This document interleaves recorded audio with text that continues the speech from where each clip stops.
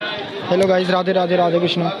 बहुत सारी संस्थाएं हैं जो कहती हैं, जो सन्यासी बनाती हैं और सन्यासी बना करके आपको परमात्मा को प्राप्त करने का एक रास्ता दिखाती हैं।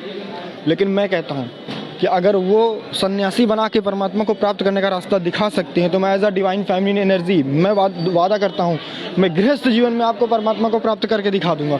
वो शायद परमात्मा को प्राप्त नहीं किए हैं, वो शायद परमात्मा की उस अनुभूति को प्राप्त नहीं किए हैं। क्यों? क्योंकि उनका पैटर्न ही उस लेवल का नहीं है। कृपा पात्र के लिए आप 10 से 20% आप ठाकुर जी की कृपा प्राप्त जरूर कर सकते हो, लेकिन जब तक आपका मन और आत्मा ये दोनों फ्रिक्वेंसीज एक साथ वर्क नहीं करेंगी तब तक आप ठाकुर जी की 100% कृपा पात्र आप कभी नहीं बन सकते हो।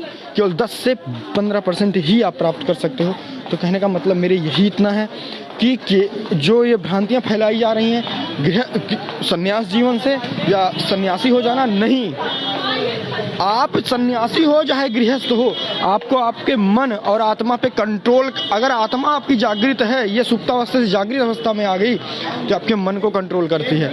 तो सबसे पहला काम है अपनी आत्मा को, सोई हुई आत्मा को जगाना, जो राधे कृष्ण के नाम से खुलती है।